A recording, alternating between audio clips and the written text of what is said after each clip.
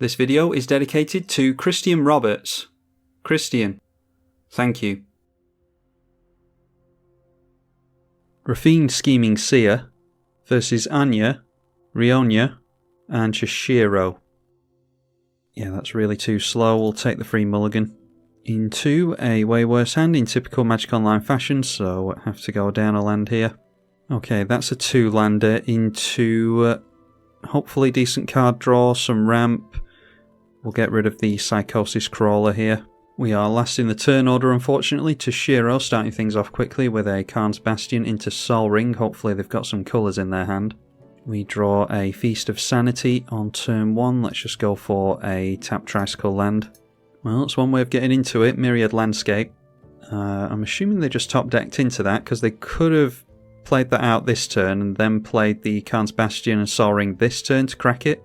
Faithless Looting from Rionya. And after that, throwing out a Mana Crypt, which allows them into a fast Professional Facebreaker. They discarded Valdaran Epicure and a Fanatic of Mogis to the Rummage effect. Rakdos Signet for the Rakdos player. And we draw straight into the Psychosis Crawler we shuffled away before. Hopefully get into a land next turn so that we can play out the Teferi's Ageless Insight. Might play the Commander out first actually, and then we can swing in with it into the Ageless Insight. So cracking the Myriad Landscape, perhaps a turn late. Krenko Mob Boss will definitely pull removal out of people's hands, but it'll be really good for us to go call the Coppercoats into that as well. And the Professional Facebreaker swinging in towards the fast mana player over here. So landing damage on there obviously gets the May Treasure token with that. First commander is Anje Falkenrath. Not getting into a land unfortunately. Curse or Fool's Wisdom is perhaps in the Anje deck. Yeah, so I think with Krenko definitely making at least one Goblin next turn. They probably get another creature out, maybe their commander. I think Call the Coppercoats is going to be good, and then we can play our commander into a bunch of tokens and swing in, start making these lands. Chishiro, the Shattered Blade. Aspect of Mongoose is going to modify it, so giving the commander Shroud. So in response we see a red cap melee, which will be 4 damage to a creature or planeswalker. Weird that the caveat on there is that it's non-red, so yeah, they must have some kind of shenanigans in this deck for red spells. Treasure Nabber going to steal the Sol Ring most likely. And that is a Goblin, so Krenko going to make a couple of Goblins here, which is exactly why I've kept up Call the Coppercoats. Going to make a treasure here as well, thanks to the Face Smasher. If they come in at us, we could triple block and get rid of this thing, but I'd just rather have the bodies in all fairness. So they do spread the damage out and swing in towards us for 2. And yeah, activating, discarding and drawing a card. The Madness card is Nightshade Assassin. So that one is a 2-1 with first strike. When it enters, reveal X black cards, and a target creature gets -X/-X. 1 mana away from casting that though. Discarding another Madness card. This one is going to cost 0. Return a black creature from graveyard to hand. So obviously doing some goofy card draw here. So discarding this thing again, not looking to make use of it. I think this is the 4th card they've done here. Incorrigible Youths, 4/3 with haste during their main phase. That is Madness on Biting Rain. This is why I haven't gone for Call the Coppercoats yet, just in case they wipe the board. Looks like they are going for the -2/-2. Not going to get quite as many tokens now, unfortunately, but we'll get at least 2 thanks to the 3 toughness creatures here. Argument to be made for going for Mana Drain on that, simply to counter it, or simply to get the mana from Mana Drain, use it as a ramp spell, but we get a counter spell out of the red player's hand, that is Tybalt's Trickery, which takes them into Wayfarer's Bauble. Could have been a lot worse. Ended up with a Blazing Root Wallet in the bin as well. The Rakdos is being tapped, so that means Treasure Nabber is going to take it. Then Anje being activated once again for the 700th time. Discarding Squee, Goblin Nabob, probably one of the best cards that they could have gone for. Alright, he's scheming Symmetry. We will definitely put a land on top with that, because we're going to lose our Arcane Signet here. Go for Urborg so that I don't mind drawing into Cabal Coffers later on. Flameblade Adept seems to be the end of their turn now. So Call the Coppercoats going on the stack. Only 1 player that we can target with that. We'll get 5 tokens and they will steal our Arcane Signet for a turn. Draw into the Urborg we just tutored for, of course.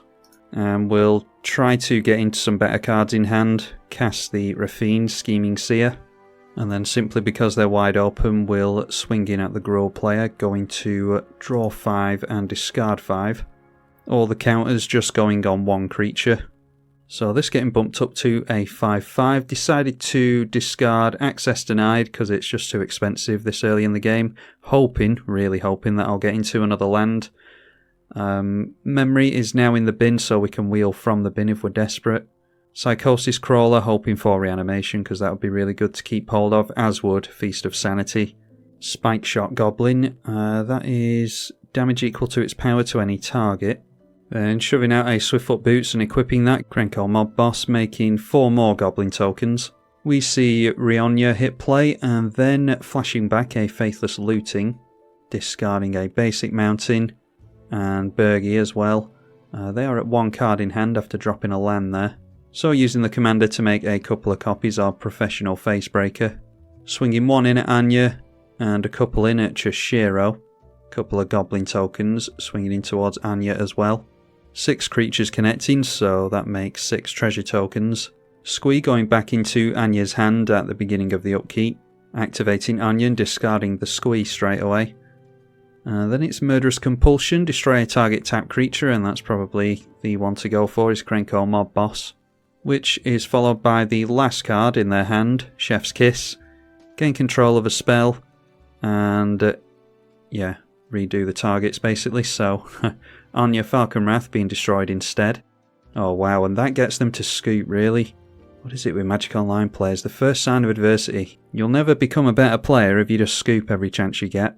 Anyway, sure I'm preaching to the choir with that one. Still don't draw into a land, so throw out the Cabal Coffers. Time to start actually getting some card advantage here. Teferi's Ageless Insight will draw us 6 cards. Doubled up is 12, and then we'll only have to discard the 6. So play out the enchantment. I'll try not to tap the Arcane Signet because I want all the mana that I can get my hands on whilst we're behind on mana. So all of these can go in at the Gruul player. We can swing in the commander at the red player. We'll swing in the 5/5 over there as well. And I don't really want, we could always threaten commander damage eventually, but I don't really want Raffine to become a threat, or as much of a threat, so I'll keep just piling on the plus counters onto these tokens. I think against a couple of red decks, the board wipes are going to be damage based anyway. Alright, drawing a heap of cards, we're actually eventually getting into lands. If we can keep the tokens, Sage of Hours might become relevant. No haste at the moment, unfortunately. We can discard Echo of Eons for obvious reasons. Discarding some lands as well as the Nadir Kraken, we can get that back with the Sun Titan if we want to.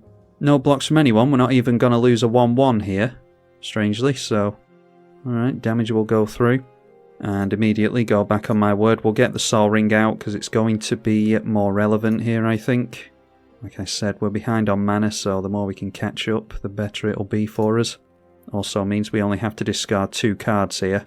It's unfortunate that we're getting rid of our discard matters stuff, but we can shuffle it all back into the library with Echo of Eons anyway. Nature's Embrace going onto a land. We'll tap for 2 mana of any one colour. Then Renata, Call to the Hunt, will make all the creatures that enter modified. Both of our opponents down to very few cards in hand though, 1 here and 1 here. Of course can exile cards off the top of the library with this, but they'll have to forego treasures to do that. Krenko Mob Boss, surprisingly, still sticking around. Gonna make a bunch more goblins, 8 tokens we're seeing now. Ugh, and then a Wheel of Fortune. Going to have to Fierce Guardianship on that because, yeah, don't want my opponents refilling their hands. That's hell of a top deck for them, by the way. They've had some really good cards in hand. They're going to turn everything in sideways at us this turn anyway because we're tapped out, so don't think we really attracted them in our direction. So Rionya making a couple of face breakers again. Actually spreading some of the damage apparently. They're 2/3s going in towards a 3/3, so yeah, probably should have taken everything in towards us. Everything up until the 2 face breakers are coming in at us, including 3 commander damage. Going to have to hold up the Cyclonic Rift during the next turn cycle, I think. Unless we can get a godly top deck here and draw into Swiftfoot Boots for infinite with the Sage of Hours. Throwing both of their creatures in the way of one of these face breakers. They do have menace. 11 treasures now. They should be able to get into something if they want to start exiling. Alright, but just decide to go through to the end step. Surprisingly, I thought they would make good use of the face breaker.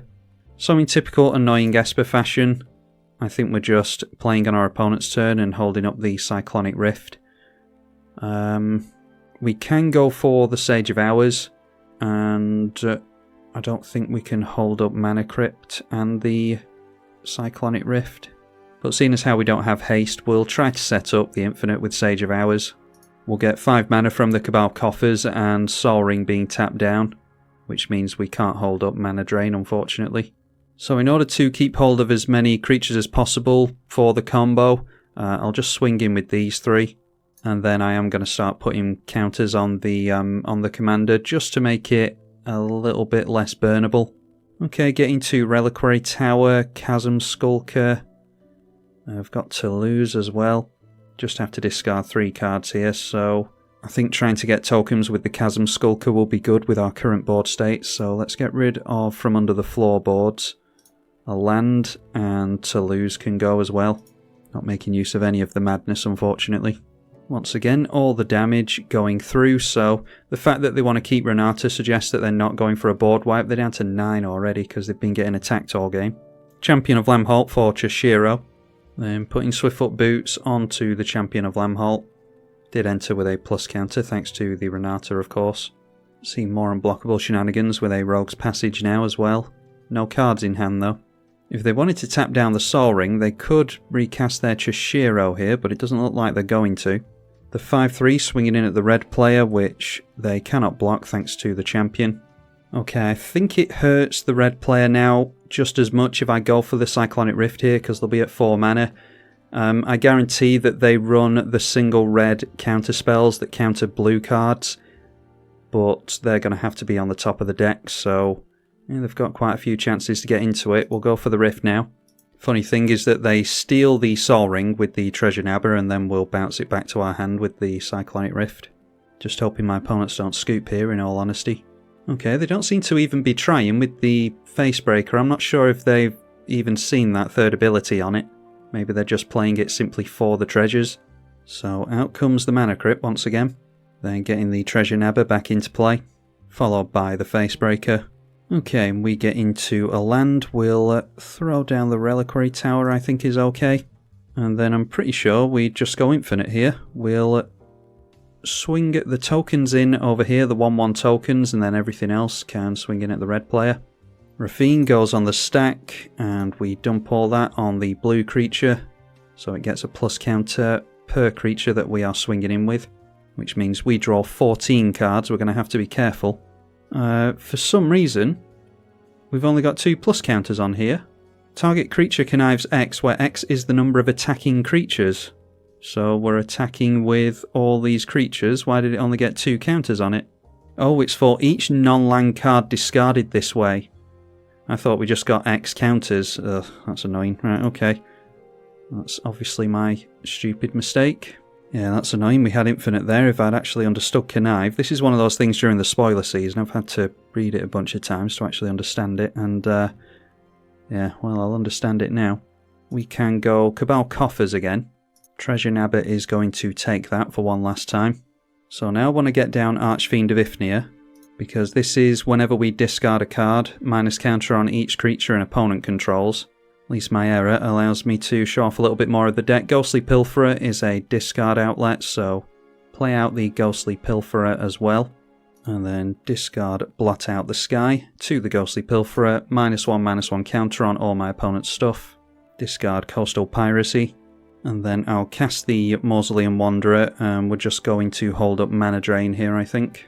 Little bit of a rebuild here. Renata defiantly swinging in at the red player. Gruul player scooping after that. Rionya back into play. And then it's Renegade Tactics, trying to draw a card. We will allow it. See if they can get into a Blasphemous Act for us to Mana Drain. And then it's Sundial of the Infinite. So even if they go for a board wipe now while it's on the stack, they can end the turn and get rid of a Mana Drain, but it will remove the board wipe from the stack as well, so not really worried about that. With the Rionya on the stack, we'll go for discarding another card. And that means that the commander didn't have a legal target, so they don't get the copies there. And appreciating my opponent's sense of humour here, going for ending the turn during their second main phase. Okay, so let's not waste our opponent's time. We draw into a Bone Miser, which is great with the discard outlet. We'll go for the combo again and see if I can actually land it this time. So drawing even more cards this time, plus counters going on to the combo card again. And we go down to 29 cards. We'll discard a bunch of non-land stuff. So that triggers the Archfiend of Ifnir, which will kill off their commander. And there we go, 11 plus counters on it this time, so that is multiple extra turns for us.